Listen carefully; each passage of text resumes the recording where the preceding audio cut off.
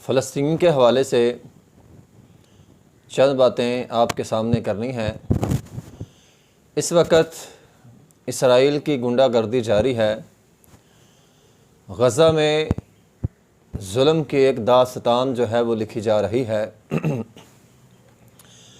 اور افسوس اس بات کا ہوتا ہے کہ عالم اسلام اس وقت خاموش ہے۔ اسرائیل غزہ میں قتل عام کر رہا ہے۔ اس نے نہ کوئی سکول چھوڑا، نہ کوئی ہسپتال چھوڑا، نہ کوئی مسجد چھوڑی، کوئی بھی جگہ ایسی نہیں چھوڑی جہاں پہ اس نے بمباری نہ کی ہو، جہاں پہ اس نے ظلم نہ کیا ہو۔ لے دے کہ ایک الشفا ہسپتال تھا ان کا، اس پر بھی اب اس نے بمباری شروع کر دی ہے۔ پہلے تیل بند کیا، پٹرول نہیں تھا، بجلی بند کر دی، بجلی بھی بند ہے، پٹرول بھی نہیں ہے، جنریٹر بھی نہیں چل سکتے، آکسیجن لوگوں کو نہیں مل سکتی۔ پھر لے دے کے چند پلیٹیں لگی ہوئی تھیں، ان پلیٹوں کے اوپر بھی اب اس ظالم نے بمباری شروع کر دی ہے۔ اور اب اس وقت ایسی بمباری ہو رہی ہے کہ ایک تو بم جہاں پہ گرتا ہے وہاں پہ جو نقصان ہوتا ہے وہ تو ہوتا ہی ہے، اس گیس کی وجہ سے وہ گیس دور دور تک جاتی ہے، اور جہاں تک وہ گیس جاتی ہے انسان جھلس جاتے۔ آپ نے سوشل میڈیا پہ تصویروں میں دیکھا ہوگا، جھلسے ہوئے بچے جو ہیں وہ آ رہے ہیں، جن کے جسم جو ہے وہ جھلس چکے ہیں۔ ایسی خطرناک بمباری جو ہے وہ اسرائیل اس وقت غزہ پہ کر رہا ہے، اور اس ظالم بے ایمان کی کوشش یہ ہے کہ اس غزہ کو اب بالکل ختم کر دیا جائے، ان کو یہاں سے نکال دیا جائے۔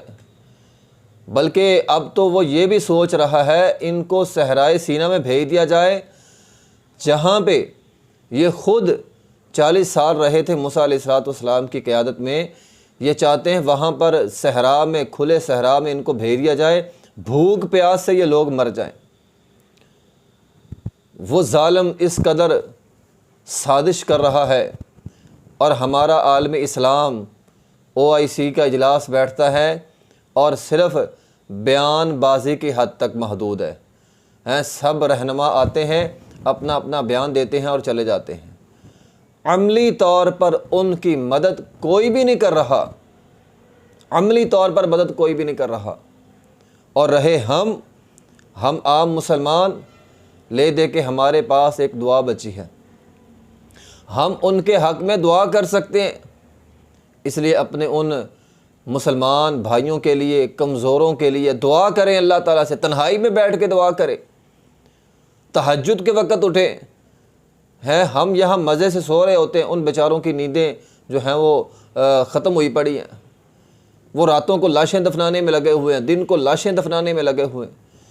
ہسپتال علاج کے لیے ہوتا تھا، الشفا ہسپتال اب لاشیں دفنانے کے لیے ہے، اور اجتماعی لاشیں دفنائی جا رہی ہیں۔ دن رات وہ یہ کام کر رہے ہیں، اور ہم یہاں مزے سے سوئے۔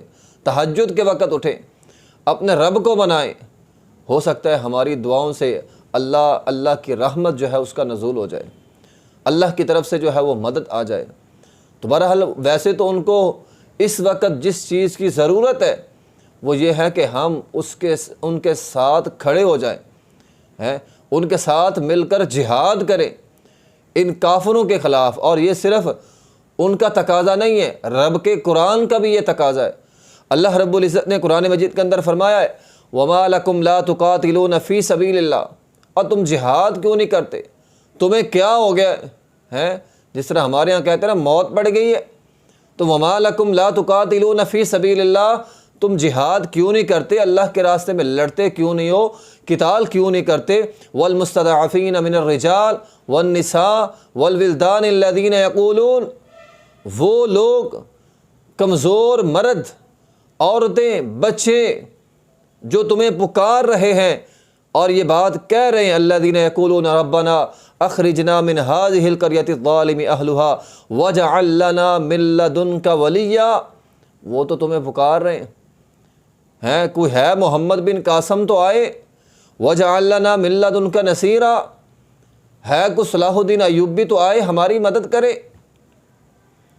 آج قبلہ اول کے لوگ ہمیں پکار رہے ہیں، نہ کوئی محمد بن قاسم بننے کے لیے تیار ہے، نہ کوئی صلاح الدین ایوبی بننے کے لیے تیار ہے۔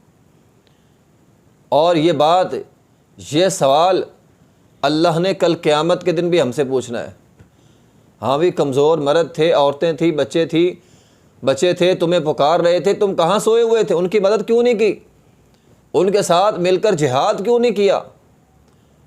ہر بندہ اس کا جواب جو ہے وہ تیار کر لے، اللہ تعالیٰ نے اس کا جواب ہم سے لینا ہے۔ خاص طور پہ ہمارے بڑے حکمران، اسلامی ملکوں کے 58 اسلامی ملکوں کے حکمران، ان سے خاص طور پہ یہ سوال ہوگا۔ اور ہم بیچارے عوام تو بے بس ہے، عوام تو کچھ کر نہیں سکتی۔ ہماری اسلامی حکومتوں کے پاس پالیسی کوئی نہیں، یہ بیچارے تو ڈرے سہمے ہوئے، یہ اعلان جہاد کر نہیں سکتے۔ عام لوگ، عام مسلمان جن کے اندر جوش بھی ہوگا، جذبہ بھی ہوگا، لیکن وہ نہیں جا سکتا۔ تو پھر ہمارے پاس اس بے بسی کے علاوہ اور کچھ نہیں ہے۔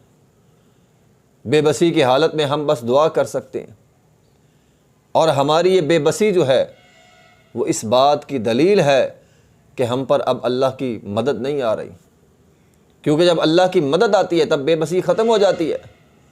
آج ہم بے بس بیٹھے ہوئے، ہم کر کیا سکتے ہیں؟ کچھ نہیں کر سکتے سوائے دعاؤں کے، یا ان کے لیے ہم فنڈا اکٹھا کر لیں۔ اس کے علاوہ آج کا مسلمان بیچارہ، بے بس مسلمان، وہ کچھ نہیں کر سکتا۔ تو بہرحال محترم بھائیوں، یہ ایک سنگین حالات ہے، اور ان حالات میں ضرورت اس امر کی ہے کہ آج ہم دعائیں بھی کرتے ہیں، التجائیں بھی کرتے ہیں، پھر بھی ہماری دعائیں جو ہیں وہ قبول نہیں ہو رہی۔ اس کی کیا وجہ ہے؟ کیا وجوہات ہیں کہ اللہ کی مدد جو ہے وہ ہم پر نہیں اتر رہی؟ یہ انشاءاللہ ہم اگلے درس کے اندر پڑھیں گے کہ اللہ کی ان مشکل حالات میں بھی اللہ کی مدد ہم پر کیوں نہیں آ رہی۔ وآخر دعوانا الحمدللہ رب العالمین۔